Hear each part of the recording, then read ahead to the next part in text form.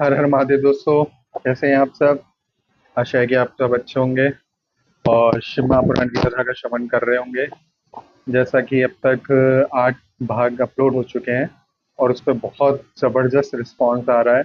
लोग सोमवार के दिन कथा को सुन रहे हैं, मंगलवार भी सुन रहे हैं और आने वाले सावन की तैयारी कर रहे हैं कि आगवान है सावन में तो शिव महापुराण की कथा तो करें, सुनेंगे ही। तो आप जल्दी से जल्दी चैनल को लाइक कीजिए, सब्सक्राइब जरूर कीजिएगा ताकि आपके पास हर वीडियो आती जाए। और क्योंकि मैं डेली एक वीडियो अपलोड करता हूँ तो शिव महापुराण की एक कथा का, तो आज हम जानेंगे कि शिव पुराण के महात्म्य का क्या मानना है। तो चलिए शुरू करते हैं।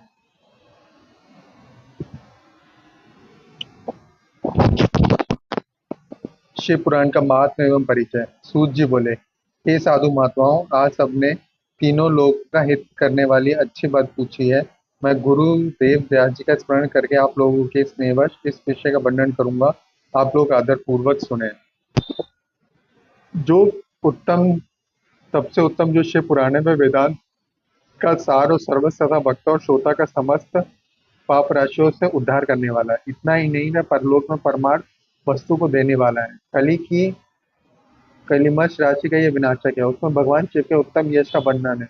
ये ब्राह्मणों, धर्म अर्थ काम और मोक्ष, इन चारों पुरुषार्थों को देने वाला पुराण सदा ही अपने प्रभाव से विस्तार को प्राप्त हो रहा है। हे विप्रवरों, उस उत्तम शिव पुराण के अध्ययन मात्र से ही वे कलयुग के पापातक जीव श्रेष्ठतम गति को प्राप्त हो जाएंगे। अहो, ब्रह्म हत्या आदि महान पाप तभी तक रहेंगे, अर्थात अपने को फल देने में समर्थ होंगे, जब तक जगत में शिव पुराण का उदय नहीं होगा। आशा यह है कि शिव पुराण सुनने के बाद अंतकरण शिव भक्ति परायण होकर अतिशय स्वस्थ हो जाएगा। अतः किसी भी पाप कर्म में मानव की प्रवृत्ति नहीं रहोगी, तब ब्रह्म हत्या आदि भयंकर पाप न होने के कारण पाप के फल भोगने की संभावना ही नहीं। कलयुग के महान उत्पाद तभी तक निर्भय होकर विचरेंगे जब तक जहाँ जगत में शिव पुराण का उदय नहीं होगा। सभी शास्त्र परस्पर तभी तक विवाद करेंगे जब तक जगत में शिव पुराण का उदय नहीं होगा, अर्थात शिव पुराण के आने पर किसी प्रकार का विवाद नहीं रह जाएगा। सभी प्रकार से भुक्ति मुक्ति प्रदाता यही रहेगा। वह महान व्यक्तियों के लिए अभी तक शिव का स्वरूप दुर्बोध्य रहेगा जब तक इस जगत में शिव पुराण का उदय नहीं होगा। अहो, क्रूर यमदूत अभी तक निर्भय होकर पृथ्वी पर घूमेंगे जब तक शिव जगत में शिव पुराण का उदय नहीं होगा। सभी पुराण पृथ्वी पर गर्जन तभी तक करेंगे जब तक शिव पुराण का जगत में उदय नहीं होगा। इस पृथ्वी पर तीर्थों का विवाह तभी तक रहेगा जब तक इस जगत में शिव पुराण का उदय नहीं होगा। आशय यह है कि मुक्ति प्रादार्थ एवं पाप के नाश के लिए मानव से विभिन्न तीर्थों का सेवन करेंगे, किंतु शिव पुराण के आने के बाद सभी लोग सभी पापों का नाश के लिए शिव पुराण का ही सेवन करेंगे। सभी मंत्र पृथ्वी पर तभी तक आनंद पूर्वक विवाद करेंगे जब तक पृथ्वी पर शिव पुराण का उदय नहीं होगा। सभी क्षेत्र तभी तक पृथ्वी पर विवाद करेंगे जब तक पृथ्वी पर शिव पुराण का उदय नहीं होगा। सभी पीठ तभी तक पृथ्वी पर विवाद करेंगे जब तक पृथ्वी पर शिव पुराण का उदय नहीं होगा। सभी दान पृथ्वी पर तभी तक विवाद करेंगे जब तक शिव पुराण का पृथ्वी पर उदय नहीं होगा। सभी देवगण तभी तक पृथ्वी पर विवाद करेंगे जब तक शिव पुराण का पृथ्वी पर उदय नहीं होगा। सभी सिद्धांत तभी तक पृथ्वी पर विवाद करेंगे जब तक शिव पुराण का उदय नहीं होगा। हे विप्रो, हे मुनिश्रेष्ठ मुनिगण, इस शिव पुराण के कीर्तन करने से सुनने से जो जो फल होते हैं उन फलों को मैं संपूर्ण रूप से नहीं कह सकता हूँ, अर्थात शब्दों के द्वारा इसके फलों को नहीं कहा जा सकता। हे निष्पाप मुनिगण, तथापि शिव पुराण का कुछ महात्मा आप लोगों से कहता हूँ जो व्यास जी ने पहले मुझसे कहा था। आप लोग चित्त लगाकर ध्यानपूर्वक सुनिए। जो भक्तिपूर्ण शिव पुराण का एक श्लोक आधा श्लोक भी पढ़ता है वह उसी क्षण पाप से छुटकारा पा जाता है। जो आलस्य से रहित होकर प्रतिदिन भक्तिपूर्ण शिव पुराण के यथाशक्ति पाठ करता है वह जीवन मुक्त पा जाता है। जो इस पूरा शिव पुराण की सदा पूजा करता है वह निसंदेह प्रतिदिन अश्वमेघ यज्ञ का फल प्राप्त करता है। जो व्यक्ति साधारण पद की प्राप्ति की इच्छा से इस शिव पुराण को मुझसे अथवा किसी से सुनता है वह पापों से मुक्त हो जाता है। जो इस शिव पुराण से समीप प्रणाम करता है वह सभी देवों की पूजा का फल प्राप्त करता है, इसमें संशय नहीं। जो इस शिव पुराण को स्वयं लिखकर शिव भक्तों को दान करता है उसके पुण्य फल को सुने।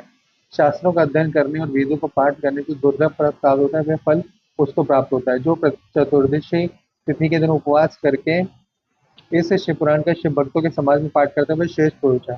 वह व्यक्ति शिव पुराण के प्रत्येक अक्षर की संख्या के अनुरूप गायत्री के पुनश्चरण का फल प्राप्त करता है। इस श्लोक में सभी अभिष्ट भोगों को भोगकर अंत में मोक्ष प्राप्त करता है।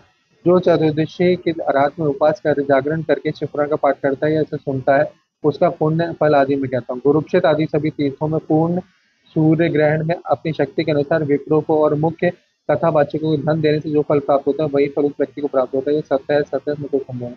जो व्यक्ति इस शिव पुराण का दिन रात गान करता है इंद्र आदि देवगण उसकी आज्ञा की प्रतीक्षा करते रहते हैं।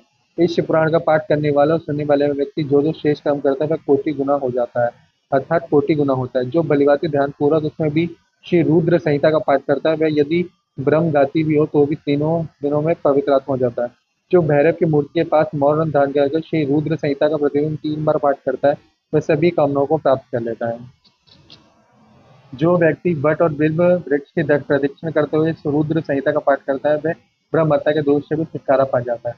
प्रणव के अर्थ को प्रकाशित करने वाली ब्रह्म रूपिणी साक्षात कैलाश संहिता रुद्र संहिता से विशेष कही गई। हे द्विजों, कैलाश संहिता का संपूर्ण महात्मा तो शंकर जी ही जानते हैं। उससे आधा महात्मा व्यास जी जानते हैं, उससे आधा मैं जानता हूँ।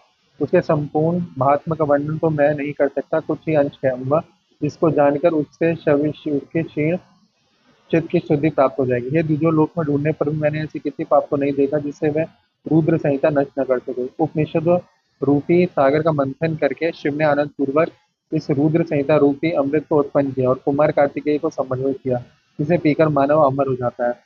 ब्रह्म हत्या आदि पापों की निवृत्ति करने के लिए तत्पर मनुष्य महीने भर रुद्र संहिता का पाठ करके उन पापों से मुक्त हो जाता है। दुष्प्रतिग्रह, दुर्बोध, दुर्लाभ से जो पाप होता है वह इस रौद्री संहिता का एक बार कीर्तन करने से नष्ट हो जाता है। जो व्यक्ति शिवालय में अथवा बेल के निबंध में इस संहिता का पाठ करता है, उसको जो फल प्राप्त होता है उसका वर्णन वाणी से नहीं किया जा सकता। जो व्यक्ति श्रद्धापूर्वक संहिता का पाठ करते हुए श्राद्ध के समय ब्राह्मणों को भोजन कराता है, उसमें सभी पुत्र शंभु के परम पद को प्राप्त करते हैं। चतुर्दशी के दिन निराहार रहकर जो बेल के वृक्ष के नीचे संहिता का पाठ करते हैं, वे साक्षात शिव होकर सभी देवों से पूजित होता है।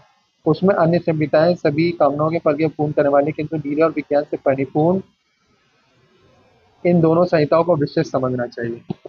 इस शिव पुराण को वेद के तुल्य माना गया है। इस वेदकल्प पुराण का सबसे पहले भगवान शिव ने ही प्रेरण किया था।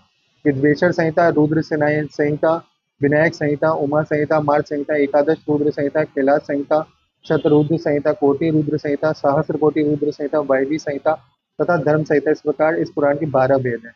ये 12 संहिताएं अत्यंत पुण्यमयी मानी गई हैं। ब्राह्मणों, अब मैं उनके श्लोकों की संख्या बता रहा हूँ, आप लोग वह सब आदर पूर्वक सुने। विद्वेश्वर संहिता में 10,000 श्लोक हैं। रुद्र संहिता, विनायक संहिता और उमा संहिता और मार्ग संहिता, इनमें प्रत्येक में 8,000 श्लोक हैं। हे ब्राह्मणों, एकादश रुद्र संहिता में 13,000, कैलाश संहिता में 6,000, शतरुद्र संहिता में 3,000, कोटि रुद्र संहिता में 9,000, सहस्त्र कोटि रुद्र संहिता में 11,000, वायवी संहिता में 4,000 तथा दम संहिता में 12,000 श्लोक है।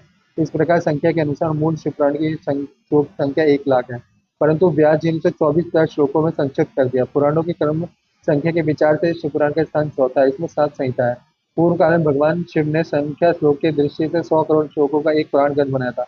शिष्य के आदि में निर्मित हुआ पुराण साहित्य अत्यंत विस्तृत था। तत्पश्चात द्वापर आदि युगों में द्वापर, व्यास आदि महर्षियों ने जब पुराण का 18 भागों में विभाजन कर दिया, उस समय संपूर्ण पुराणों का संक्षिप्त स्वरूप केवल 4,00,000 श्लोकों का रह गया। श्लोक संख्या के अनुसार यह शिव पुराण 24,000 श्लोकों का कहा गया। वह वेद तुल्य पुराण 7 संहिताओं में विभाजित है। इसकी पहली संहिता का नाम विद्वेश्वर संहिता, दूसरी रुद्र संहिता समनी है, तीसरी का नाम शतरुद्र संहिता, चौथी का कोटि रुद्र संहिता, पांचवी का उमा संहिता, छठी का कैलाश संहिता और सातवीं का वायवीय संहिता। इस प्रकार ये 7 संहिताएं मानी गई। इन 7 संहिताओं से युक्त दिव्य शिव पुराण के वेद तुल्य प्रामाणिक तथा और सबसे उत्कृष्ट प्रगति प्रदान करने वाला। सारी संहिताओं से समृद्ध इस संपूर्ण शिव पुराण को जो आद्योपांत पाठक पूर्वक पढ़ता है वह जीवन मुक्ता है। वेद, स्मृति, पुराण, इतिहास तथा सैकड़ों आगम इस शिव पुराण की अद्भुत कला की समान भी नहीं है। यह निर्मल शिव पुराण भगवान शिव के द्वारा ही प्रतिपादित है। शिव शिरोमणि भगवान व्यास ने इसे संक्षेप में संकलित किया है। ये समस्त जीव समुदाय के लिए उपकारक है। त्रिविध तापों का नाशक है, तुलना रहित एवं सत्पुरुषों को कल्याण प्रदान करने वाले। इसमें वेदांत विज्ञान में प्रधान तथा निष्कपट धर्म का प्रतिपादन किया गया।